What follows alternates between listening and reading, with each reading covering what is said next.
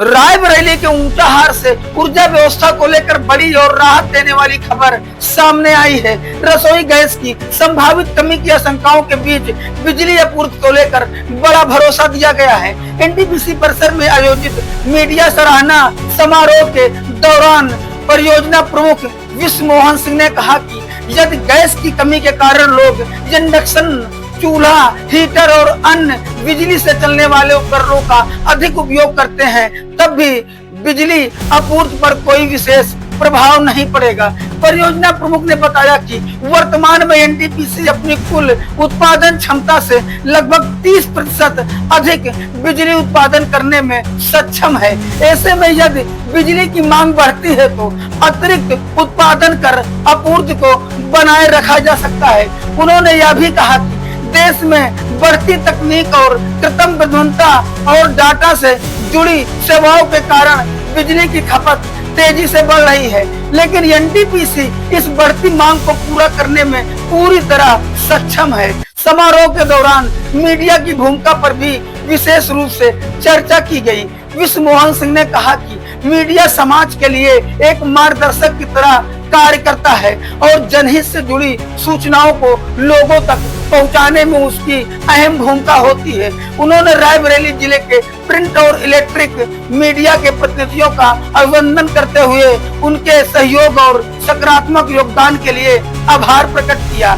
इस अवसर पर एनटीपीसी ऊंचाहार की उपलब्धियों और आने वाली योजनाओं पर भी विस्तार से जानकारी दी गई। साथ ही आसपास के क्षेत्रों में एनटीपीसी द्वारा कराए गए सामुदायिक विकास कार्यों के बारे में विस्तार पूर्वक बताया गया। कार्यक्रम में महाप्रबंधक आशुतोष विश्वास, दिलीप कुमार साहू, एसयू हरदास, मानव संसाधन प्रमुख पंकज कुमार और अपर महाप्रबंधक प्रीति सिन्हा सहित एनटीपीसी के वरिष्ठ अधिकारी मौजूद रहे।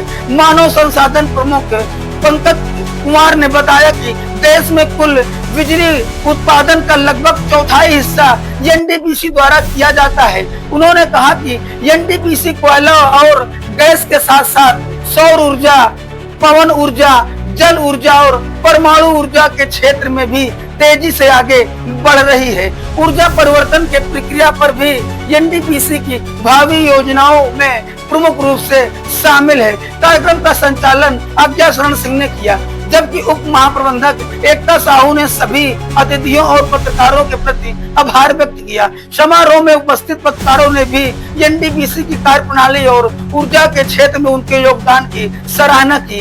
अब सुनिए इस पूरे विषय पर परियोजना प्रमुख विश्व मोहन सिंह ने क्या कहा, उनका पूरा बयान।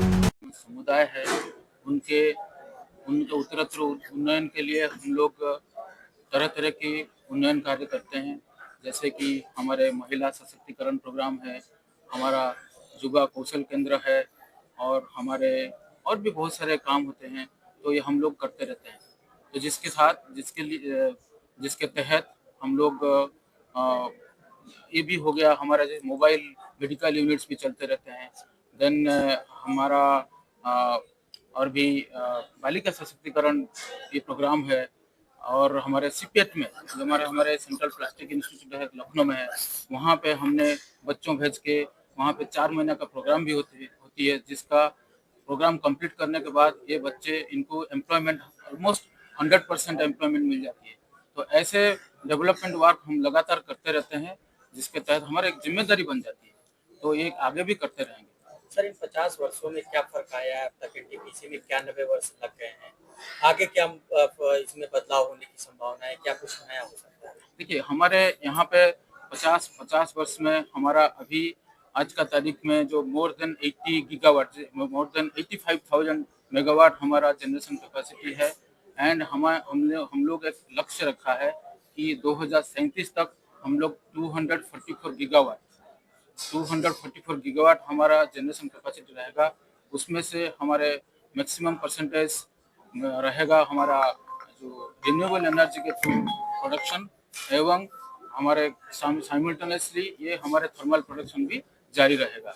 सर, तो सर एआई जिस तरीके से सारी फील्डों में मैन पावर को रिप्लेस कर रहा है, विद्युत उत्पादन क्षेत्र में भी क्या इसकी खूब संभावना है।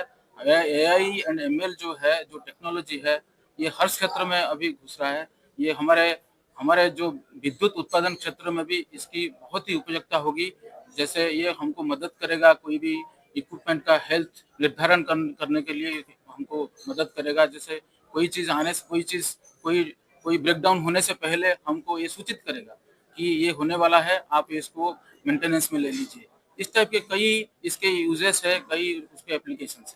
सर गैस की क्राइसिस है अभी वॉर की वजह से, तो आप अपने यहाँ क्या कर रहे हैं? क्या कोई गैस का प्रोडक्शन कर रहे हैं बायोमास से? हमारे ऊंचाहार में तो हम लोग ऐसा कोई मैं अभी हम लोग मैम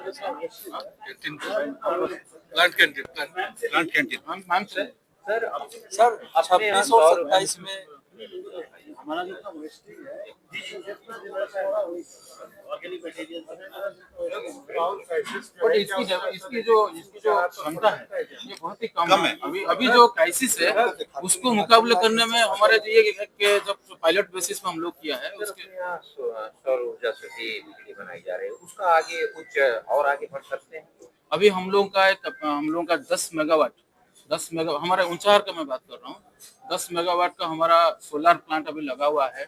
अभी और भी हमारे लगे हैं अराउंड 7.5 मेगावाट का हम लोग इसका निर्धारण किया है। तो वो भी हमारा कुछ दिन में 1-2 साल में हमारा लगेगा। सर जो पावर क्राइसिस चल रहा है तो क्या एनटीपीसी ऊंचाहार पर भी इस क्राइसिस का कुछ असर दिखाई देगा क्या आने वाले समय में? इंडक्शन पे लोग स्विच ओवर हो रहे हैं, इंडक्शन पे स्विच ओवर हो रहे हैं, हीटर पे स्विच ओवर हो रहे हैं, तो क्या उसका प्रॉब्लम आएगा? नहीं, कोई प्रॉब्लम नहीं आएगा। हमारे जिसने ब्राउन फील्ड के एक्सपेंशन के लिए हम लोग भी वेरियस मेजर्स हम लोग ले लिया। हमारे बहुत सारे 800 मेगावाट पावर प्लांट्स अभी वेरियस कंस्ट्रक्शन स्टेज में, कुछ कंस्ट्रक्शन स्टेज में है, कुछ टेंडरिंग स्टेज में है। और हमारे टोटल अब देखिए कंट्री का अराउंड 800 गीगावाट हम लोग निर्धारण किया 2022 में। तो उसमें 500 मेगावाट का रिन्यूएबल है, 300 मेगावाट का हमारा 500 गीगावाट का रिन्यूएबल है, 300 गीगावाट का हमारा थर्मल जनरेशन है। तो इसके तहत हमारा एनटीपीसी में भी हम लोग इसको डेवलपमेंट प्रोसेस आगे